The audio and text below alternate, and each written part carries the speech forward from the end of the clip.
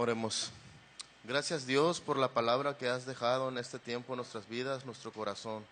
Gracias Señor por cada siervo que usas, Señor, a través del Espíritu Santo para guiarnos a que la palabra sea revelada en nuestro corazón.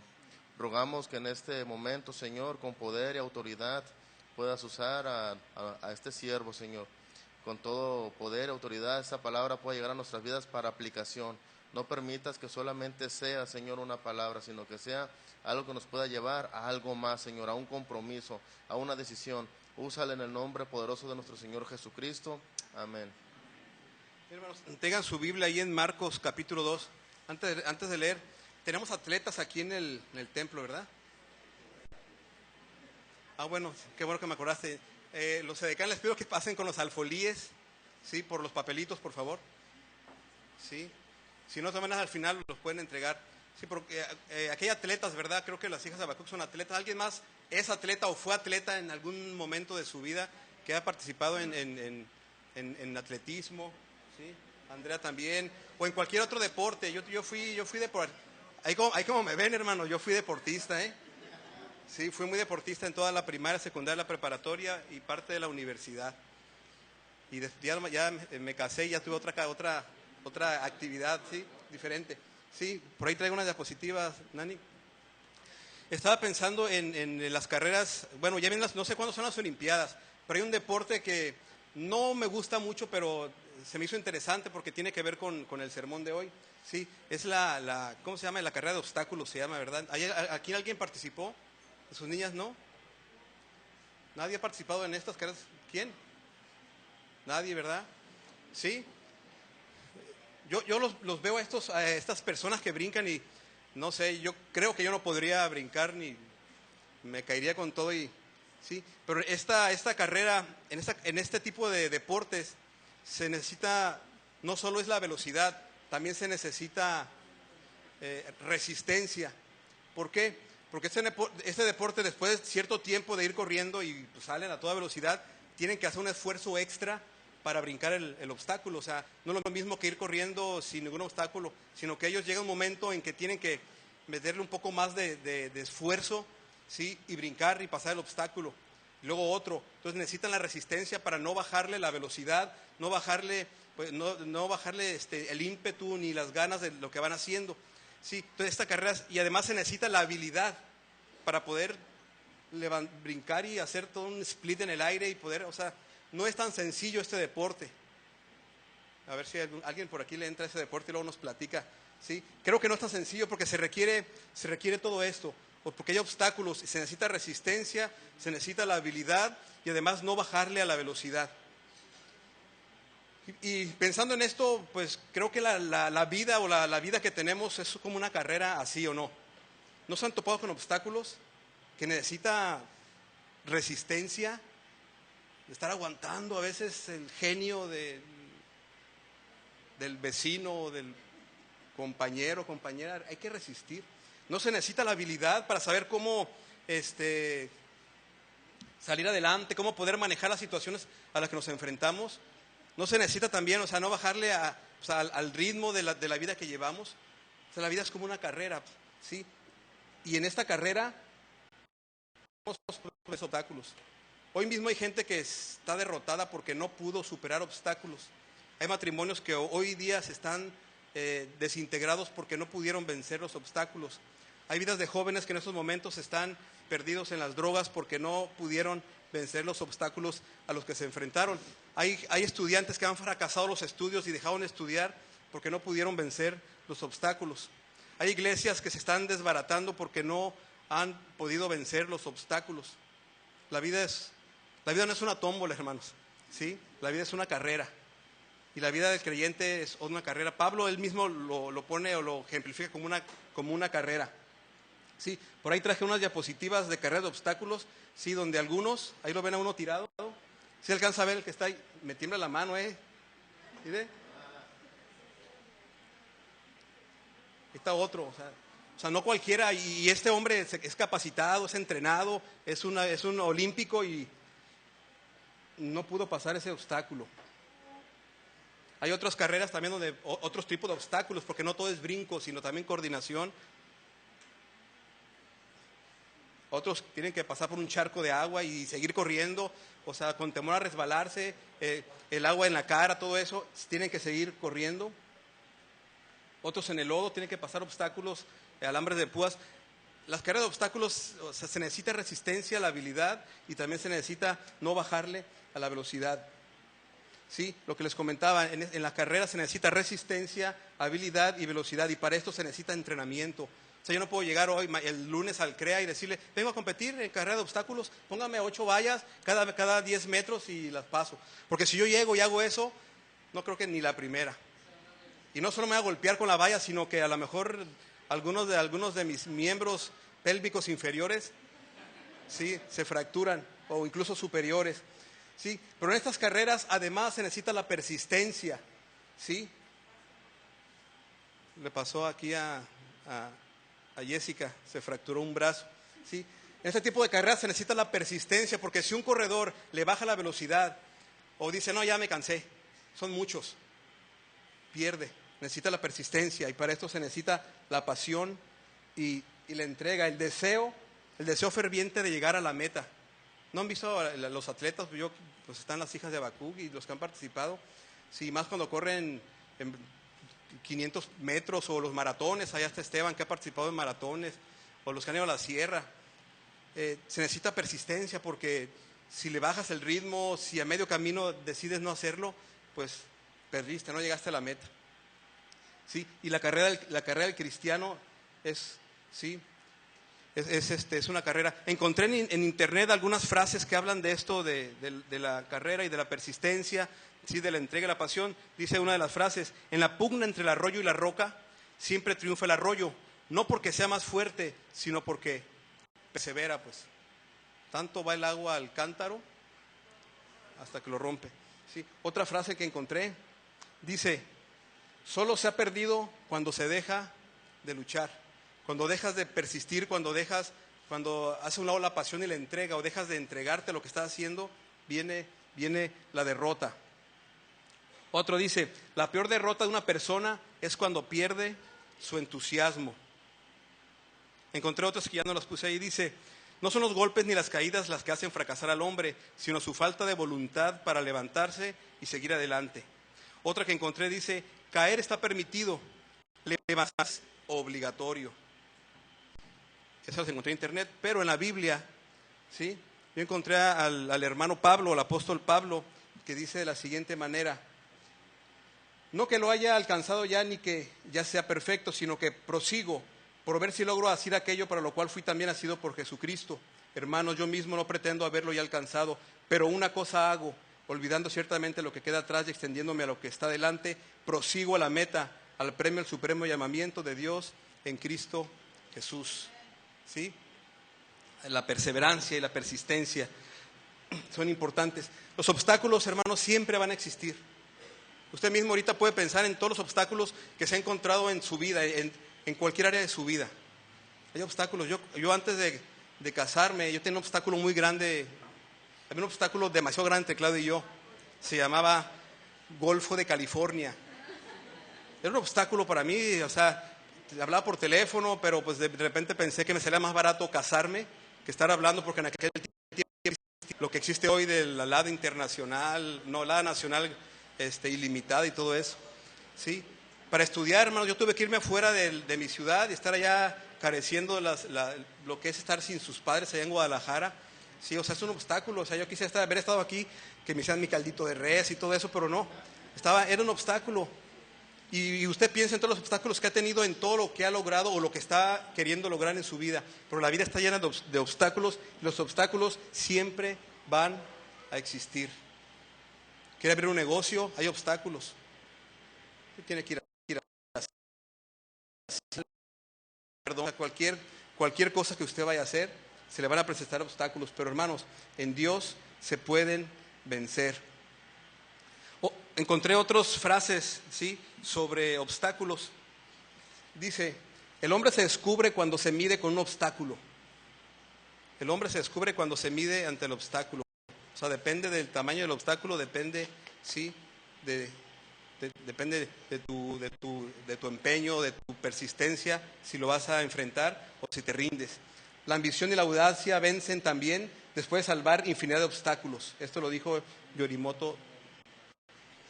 Los obstáculos siempre existen. Y siempre la recomendación que dan cualquier consejero te va a decir, vence el obstáculo, supéralo. Pero a veces nosotros los seres humanos ante los obstáculos nos rendimos. Y pueden acordarse del caso de Josué, Caleb y los otros 10 espías que fueron a reconocer la tierra. Se encontraron con gente muy grande y para unos fue un obstáculo. Sí, el ver gente tan grande, para otros lo vieron como un obstáculo, pero no como para detenerse, sino al contrario, entre más grandes, más fácil le pegamos. Lo mismo pasó con David cuando se enfrentó a Goliat. El ejército de Israel lo veía como un obstáculo. David el tamaño del obstáculo te puede detener o te puede dar el ánimo para vencerlo. Con todo esto es con el propósito, hermanos, de introducirme al mensaje. Otros escritos sobre obstáculos dice: el éxito resulta de la lucha contra los obstáculos. Sin obstáculos no hay verdadero éxito. En la necesidad del esfuerzo hallamos la fuente principal del progreso de las naciones y de los individuos. Este es el autor de este escrito. Henry Ford dijo: los obstáculos son esas cosas espantosas que ves cuando apartas los ojos de tu meta. Los obstáculos han existido y seguirán existiendo, y no hay manera, hermanos, de no tenerlos. O sea, nadie puede decidir no tener obstáculos. Los obstáculos no llegan a tu puerta y te piden autorización para estar ahí. O sea, ni tampoco nos piden a nosotros anuencia, se dice. Así que nos digan: oiga, ¿puedo? ¿Quién es usted? Soy el obstáculo, ¿puedo meterme en su vida? O sea, no piden permiso, ahí están, y esos hay que vencerlos. Y ahí quiero que vayan al capítulo 2 de Marcos, sí, porque me parece que algo así está sucediendo, sí, en este lugar. Pablo dijo, y lo tengo aquí escrito: prosigo a la meta. O sea, el obstáculo que sea ese no me estorba, porque yo prosigo a la meta al supremo llamamiento. Pablo tenía los ojos puestos en Jesús. Pablo tenía obstáculos, pero sin embargo él proseguía a la meta. Quiero que vayamos al capítulo 2 de Marcos. Este pasaje lo pueden encontrar en 3 evangelios: Mateo, Marcos y Lucas. Juan no lo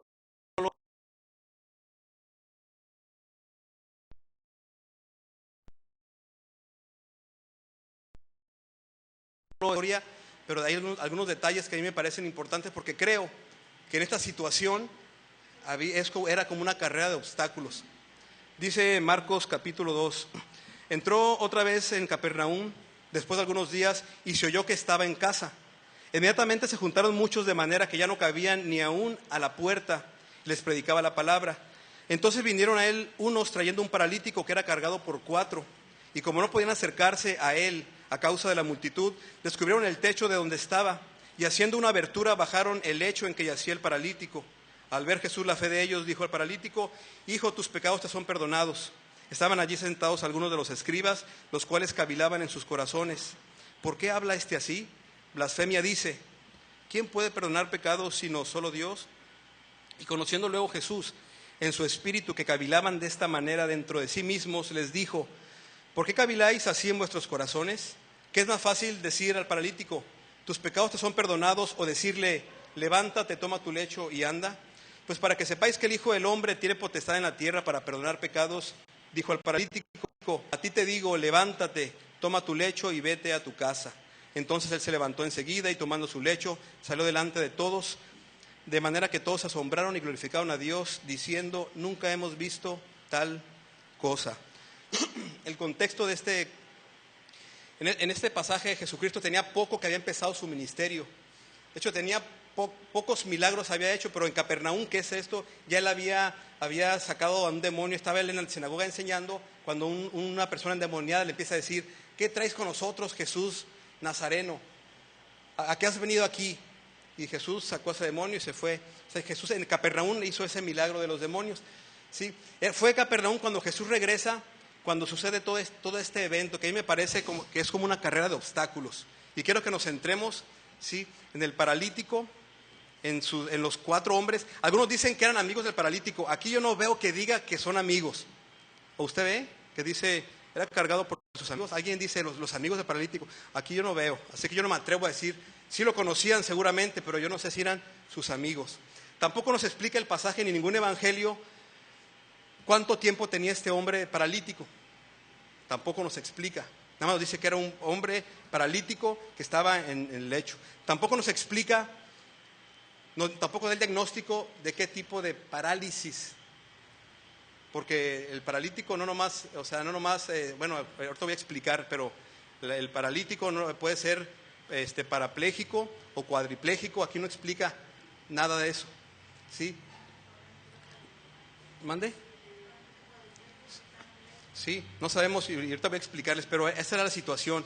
Sí, dice la Biblia que la gente supo que Jesús ya había hecho milagros, que Jesús ya había sanado gente. Dice la Biblia que la gente supo que estaba en casa y la multitud llegó a la casa, se agolparon tanto que ya no cabían adentro y se empezó a llenar el patio de la casa, que estaba tan lleno. Dice la Biblia que había 4 hombres que llevaban a un paralítico, pero al ver tanta gente no podían entrar. Entonces estos 4 hombres se fueron, no sé, por atrás de la casa, yo creo, se subieron al techo, dice la Biblia, que hicieron un hoyo y lo bajaron para ponerlo enfrente a Jesús. Ya hermano Ezequiel compartió un estudio en este mismo pasaje el viernes antepasado.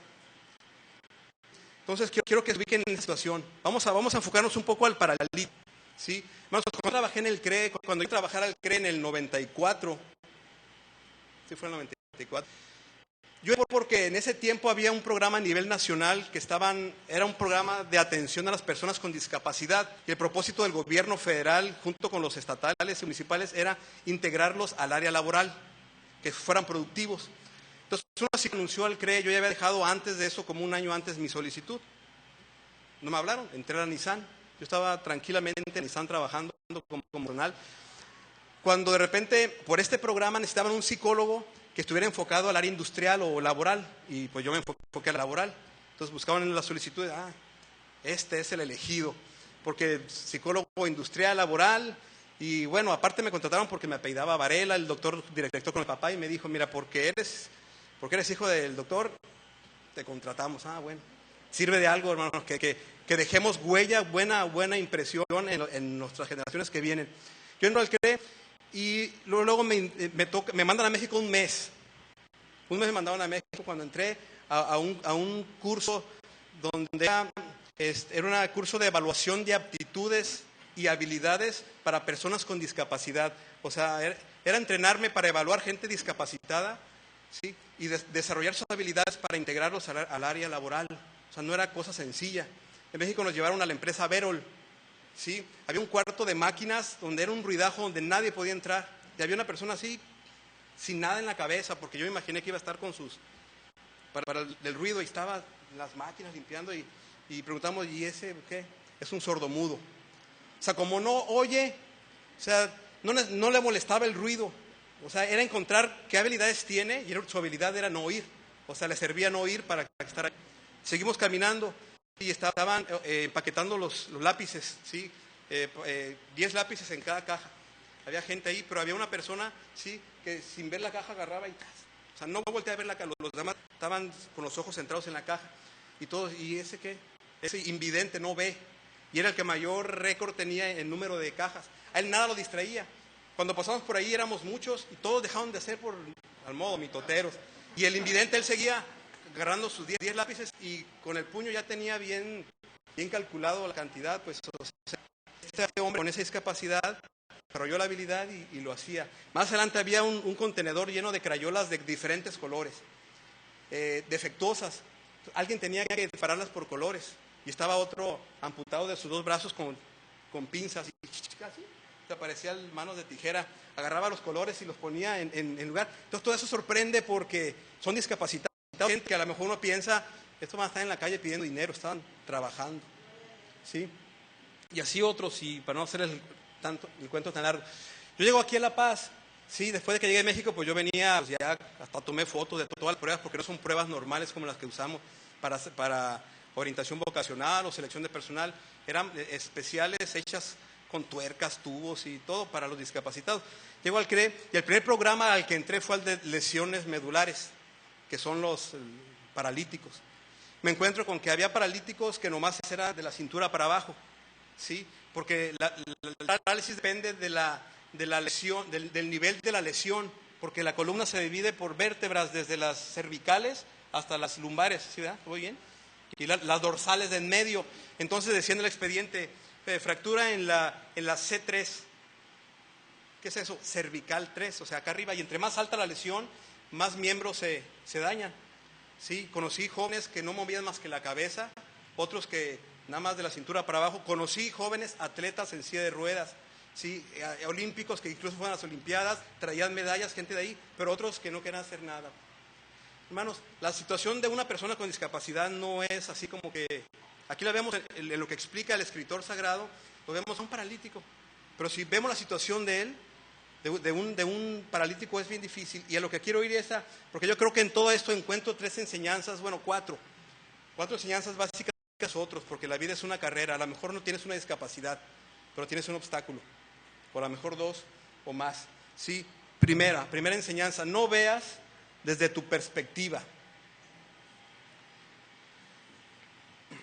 Si pensamos un poquito en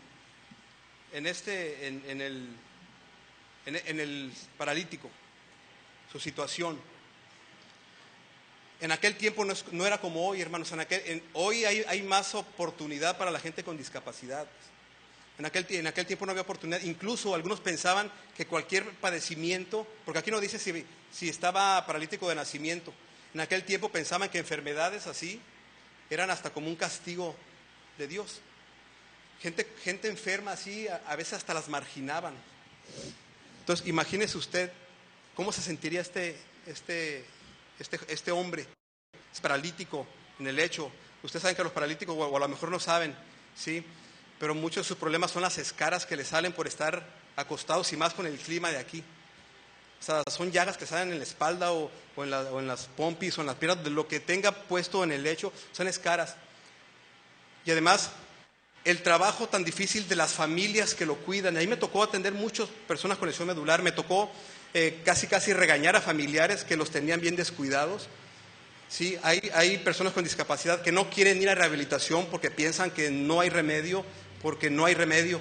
Lo que hace la rehabilitación es pues, buscar la manera de que sean lo más independientes que se puedan, pero no vuelven a caminar. A mí muchos jóvenes y adultos que atendí me decían, yo sé que no voy a volver a caminar, o sea, ya para qué vengo, o sea, soy un estorbo en la familia, mejor me hubiera muerto en el accidente. O sea, lo que el paralítico piensa de sí mismo, hermanos, no es así como que, se me va a pasar. Esto es tal, no. Entonces, este hombre, la Biblia no especifica si él con gusto fue a buscar a Jesús que lo sanara. No nos dice la Biblia, pues. Pero imagínense lo que quiera sobre los pensamientos de él. Él podía haber dicho, ¿para qué? O sea, ya tengo mucho tiempo aquí, déjenme morir. No va a pasar nada, o sea, esto no tiene cura. Esto no se me va a quitar. Pudo haber pensado el paralítico, o sea, aquí estoy, déjenme en paz, ¿para qué? Y eso a veces pasa. Si vemos desde nuestra perspectiva, nuestra circunstancia, así la podemos ver. Triste, que no hay remedio, en la situación no hay solución, porque este hombre pudo verse así. O no sabemos si se veía así. El caso es que lo llevaron, a lo mejor a la fuerza, pero este hombre tenía un concepto de sí mismo que no sabemos cuál era. Pero si nos imaginamos, usted ha estado en reposo por algún problema de cintura 3-4 días que no se levanta. Yo estuve una vez así. Una vez dije, quisiera estar 2-3 días acostado a gusto sin levantarme. Y sopas, que me enfermo, me lastimo la cintura. No podía ni sentarme para comer, era como me dolía, no podía sentarme. Ya no vuelvo a pedir eso. Tengo que ser específico, acostado en un hotel, que pueda levantarme cuando yo quiera, porque si no...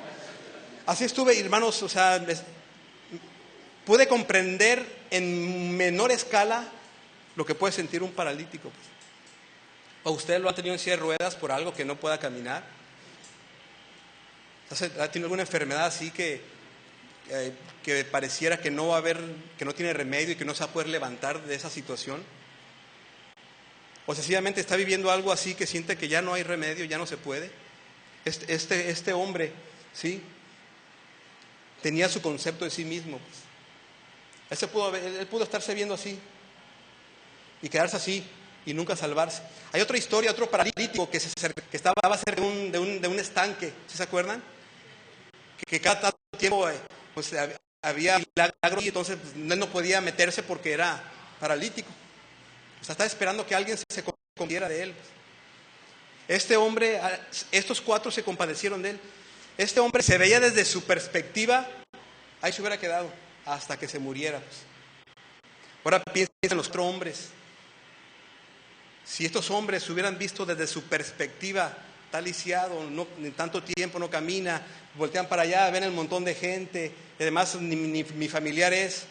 O sea, nadie hubiera hecho nada por este paralítico. Porque desde la perspectiva humana vemos los problemas así, desde nuestro punto de vista, desde nuestra opinión, lo que creemos, lo que pensamos. A veces es uno de los obstáculos más grandes, la manera de pensar acerca de nosotros, acerca de los demás o acerca de las circunstancias. ¿Qué piensas de ti mismo? ¿Qué piensas de las circunstancias que estás viviendo? ¿Qué piensas del obstáculo que tienes enfrente? Porque tu perspectiva seguramente no es la correcta. Pues. No, a mí me han dicho, esto ya no tiene remedio. Algunos dicen que ni volviendo a nacer se compone. Pues es lo que necesita la gente, nacer de nuevo para componerse. Pero hay gente ya convertida, ya cristianos que de todas maneras parece que no quieren componerse. Y podemos pensar que no tiene remedio, podemos ver a los demás como que no, estos de plano no. Si lo vemos desde nuestra perspectiva, este hombre y estos 4 decidieron no verlo desde su perspectiva. Estoy paralítico, ¿para qué me levantan?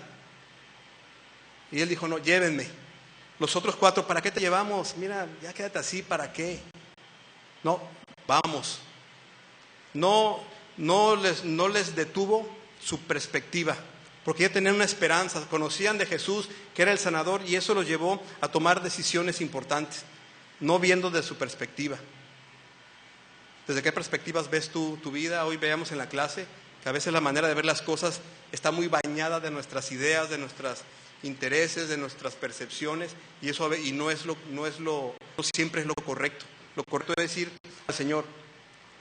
Segunda enseñanza que veo aquí: no veas desde la perspectiva de los demás. Si ustedes ven el pasaje, estos hombres decidieron no detenerse por el obstáculo de la parálisis de este hombre, ¿sí? Ni este hombre decidió quedarse ahí viendo su parálisis. Decidieron no ver desde su perspectiva. Vamos, dice la Biblia que entre 4, porque ustedes han de saber que la gente con este tipo de discapacidad, o sea, como que pesan más. Porque ellos no pueden hacer, cuando a uno lo cargan, uno como que se quiere poner livianito. Bueno, yo no puedo mucho, pues, pero uno trata de ayudar poniéndose livianito. No sé qué es ponerse liviano, pero uno trata como de ayudar. Este tipo de gente no, ellos, o sea, los carga uno, y a mí me tocó que cargar no sé si se acuerdan de Alfredo Domínguez, lo llevé al baño, tuve que cargarlo a peso para subirlo al carro, para darle, o sea, pesan. Al día después andamos todos aquí lastimados de la columna, ¿sí? Estos hombres y el paralítico no se detuvieron, no fue obstáculo la visión que ellos tenían desde su perspectiva. Dijeron, no quiero ver yo, quiero ver que estoy viendo a Jesús, porque creo que Él puede sanarme. Pero ahí no termina la carrera de ellos. El primer obstáculo lo vencieron, no se detuvieron por la situación de la parálisis. Dijeron, vamos, salen de la casa, lo cargan. No había silla de ruedas, hermano. Usted cree que lo llevaban en camilla, ¿verdad? Así con llantitas. En aquel tiempo no, era con todo y lecho. Y el lecho tampoco es una cama de hospital con llantas. Y el lecho, pues lo agarraron yo creo que con ¿qué era el lecho? ¿El petate? Lo cargaron entre 4 y lo llevaban. Y dice la Biblia que había tanta gente que no cabían.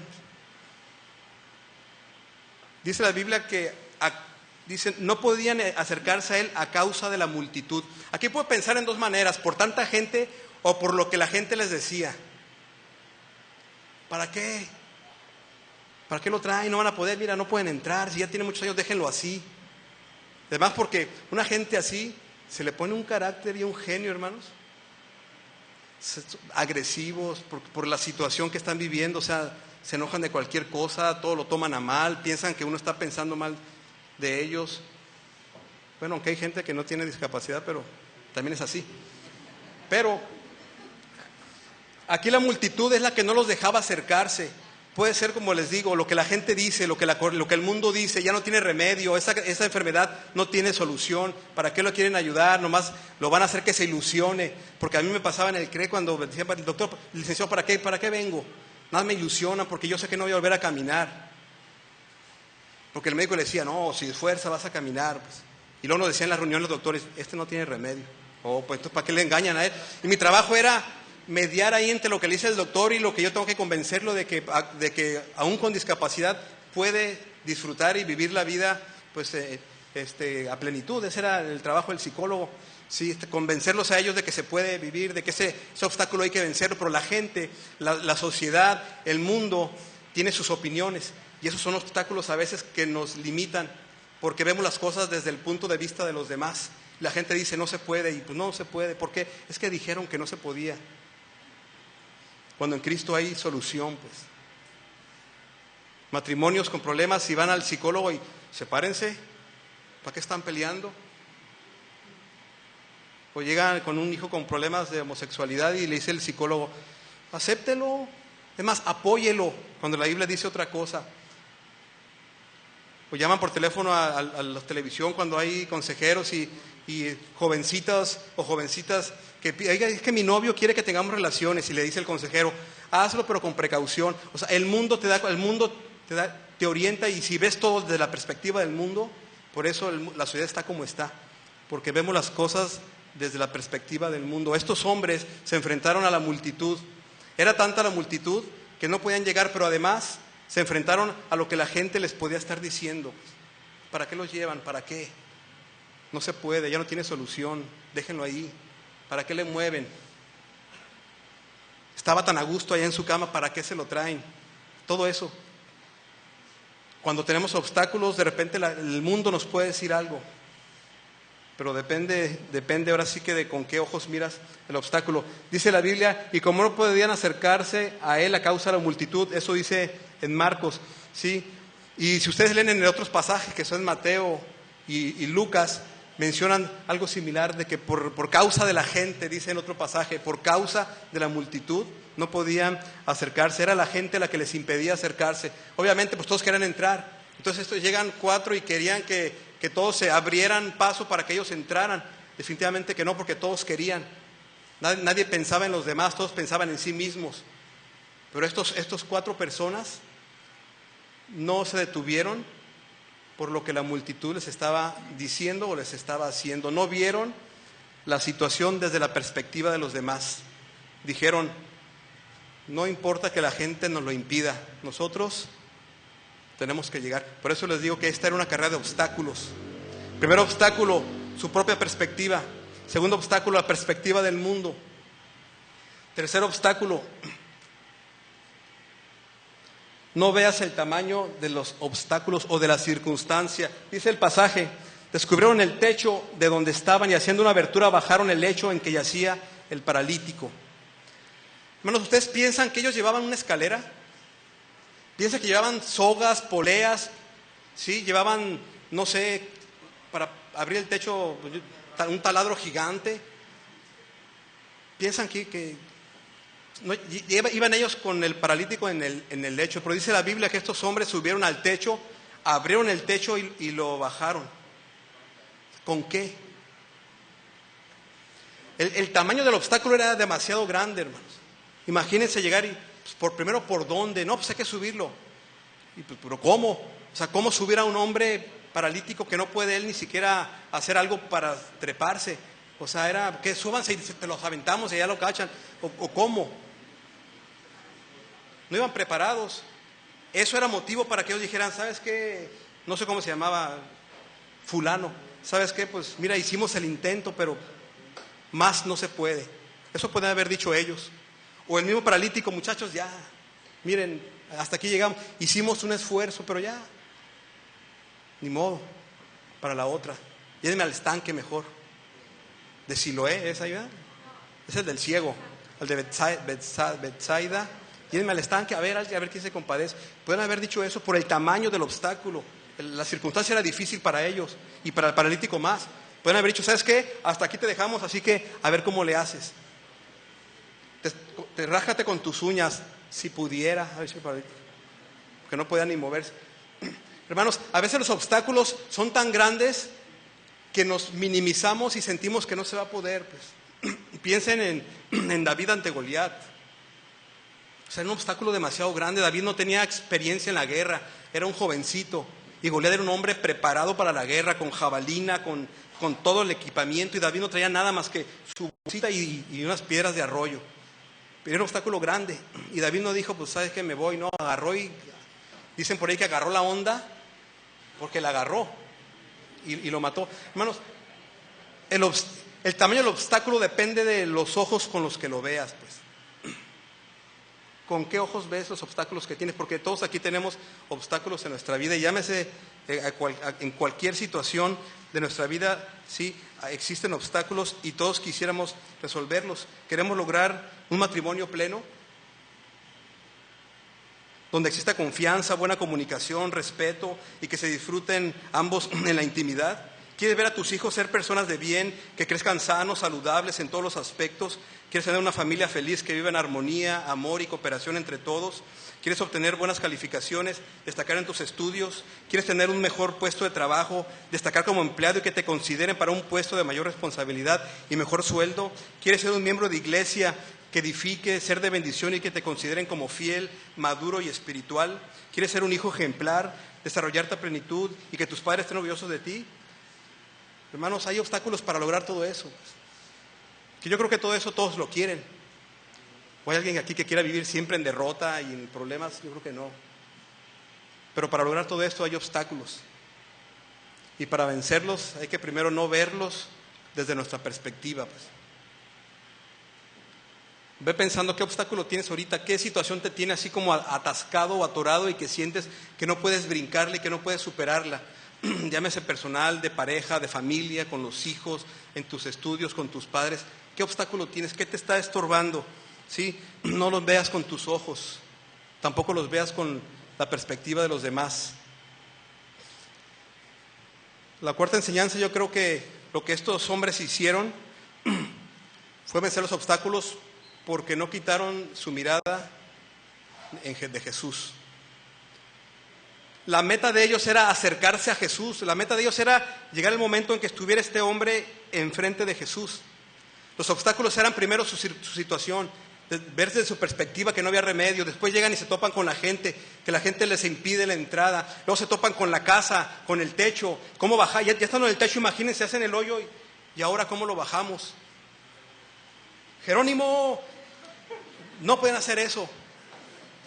O sea, hermanos, se enfrentaron a obstáculos, o sea que yo creo que a lo mejor nosotros nos hubiéramos rendido. No se pudo. Está muy lejos. Mucho sol, mucho calor. ¿Qué otro? Mucho frío. Está lloviendo. Amanecí con el ojo pegado. O sea, porque hasta por esas circunstancias a veces no venimos al templo que porque me dolió la cabeza, que tengo la uña enterrada.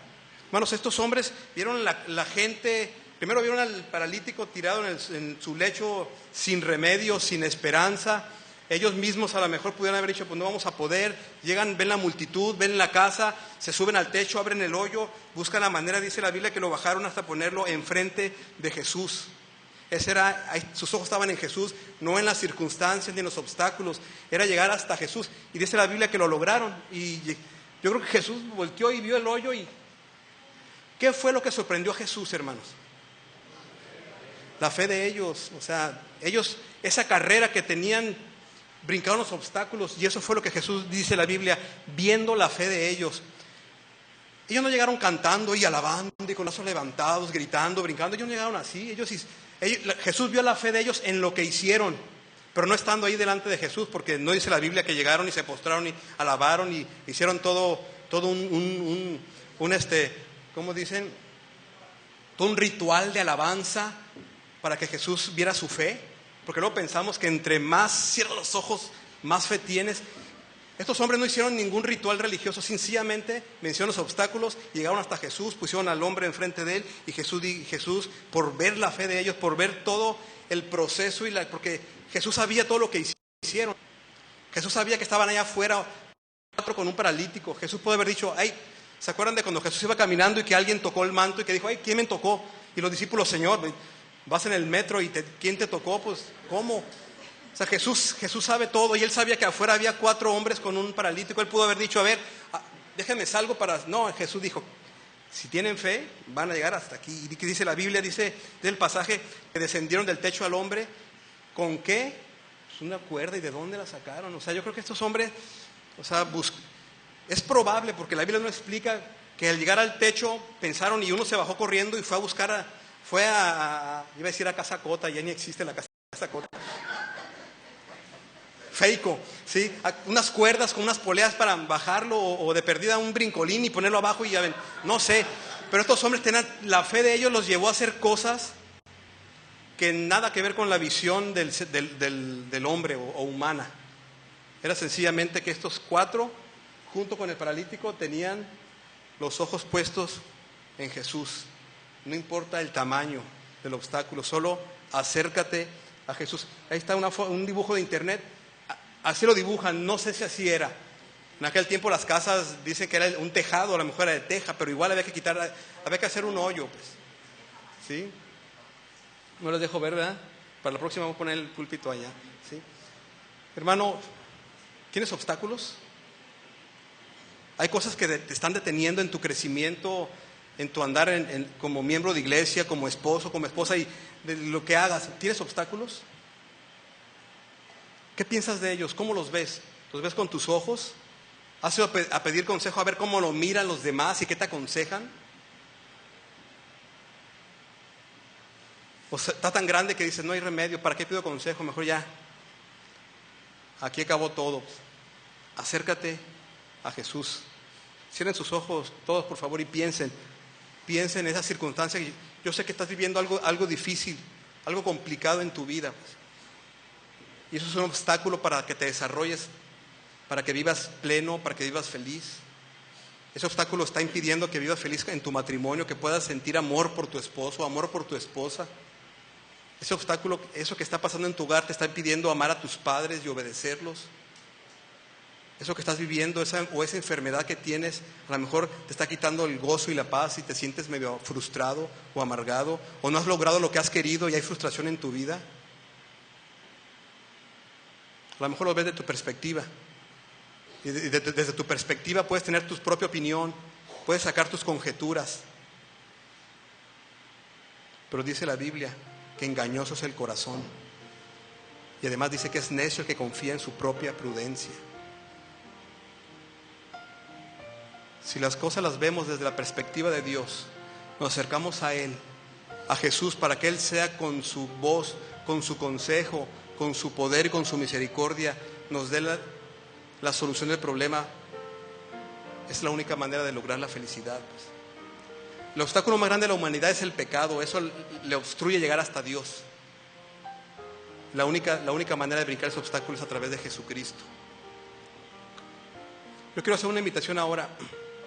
Si tú nunca has recibido a Jesucristo como Salvador y nunca has dicho, Señor Jesucristo, quiero que seas mi Salvador y que vengas a mi vida, porque quiero ser salvo, quiero ser tu hijo. Hoy lo puedes hacer y decirle, Señor, quiero quitar de mi vida ese obstáculo que es el pecado, porque me separa de ti. Reconozco que soy pecador, Señor, y quiero pedirte perdón y quiero recibirte como mi Señor y Salvador en esta mañana. Hoy lo puedes hacer y vencer ese obstáculo del pecado y recibir la salvación de parte de Dios. ¿Lo quieres hacer hoy? Si hoy quieres decirle al Señor que venga a tu corazón y que te salve, reconociendo que solamente es el único Salvador y que no hay otro fuera de Él, hoy lo puedes hacer. Solamente levanta tu mano en señal, y voy a orar por ti, en señal de que le estás diciendo, Jesús, reconozco que he vivido separado de ti, quiero que seas mi Salvador, quiero que seas mi Señor, quiero quitar este pecado de mi vida que me está estorbando. Hoy es el día de salvación. A lo mejor ya eres creyente, a lo mejor ya eres cristiano, pero hay obstáculos en tu vida. Pueden ser pecados mismos o actitudes que te obstaculizan y no vives una vida plena en tu casa, en el trabajo, en la escuela, aquí mismo en la iglesia. Te has sentido mal, te has sentido rechazado. Desde tu perspectiva sientes que no te han valorado, sientes que... Hoy puedes decirle, Señor, no quiero ver las cosas desde mi perspectiva, quiero verlas desde tu perspectiva. Y si eres hijo de Dios, Dios quiere que seas un hijo feliz, sano, que se desarrolle, que madure, que crezca, que dé testimonio. Yo te invito a ti que eres creyente, si hoy quieres decirle, Señor, quiero vencer el obstáculo acercándome a ti, Quiero que tú me des el poder para vencer esos obstáculos que tengo y quiero vivir como tú quieres que viva para vencerlos. Aquí estoy. Tú conoces mi obstáculo, conoces lo que estoy viviendo, conoces lo tambaleado que tengo de mi creencia o mi fe. Señor, hoy quiero afirmar de que creo en ti y que en ti puedo ser más que un vencedor. Si lo estás haciendo, ponte de pie para orar por ti. Dios quiere hijos victoriosos. Dios quiere hijos que triunfen a pesar de las circunstancias y que cerca de Él podamos vencer cualquier obstáculo, porque esta es una carrera. Es la carrera que tenemos por delante. Prosiguiendo la meta, puestos los ojos en Jesús, el autor y consumador de la fe. No hay nada que el Señor no pueda vencer. Él es el Todopoderoso y en Él dice la Biblia que somos más que vencedores.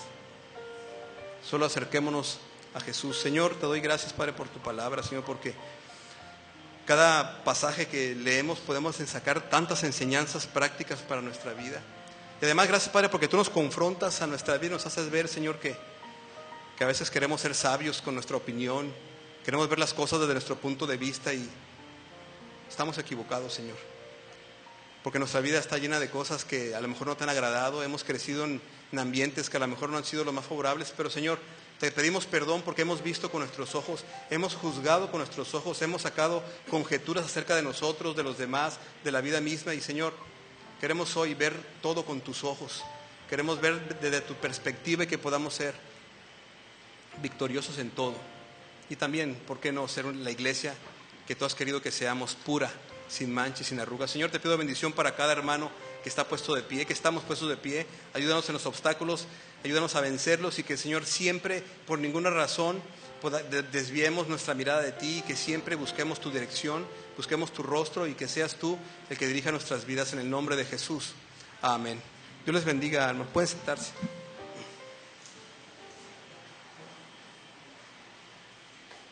Hermano, póngase de pie. Se acaban de sentar, pero vamos a ponernos de pie para orar, para despedirnos y pedir la bendición de Dios para ir a nuestros hogares donde vayamos a ir, y pedimos a nuestro hermano Sigi que pase a la puerta para despedir a la congregación. Vamos a orar. Gracias, Dios, porque tu palabra nunca vuelve vacía. Gracias porque realmente es un gozo y una alegría estar juntos como hermanos, alabando, bendiciendo tu nombre y también escuchando y recibiendo bendición a través de tu palabra. Gracias porque se sintió tu presencia aquí, porque tú estuviste en cada momento. Y ahora pedimos para que así como nos cuidaste aquí, Señor, y nos fuiste de bendición, que también nos lleves con bendición y cuidado a nuestros hogares y que nos permita regresar con un corazón igual dispuesto a alabarte en la noche, porque lo pedimos en Cristo Jesús. Amén.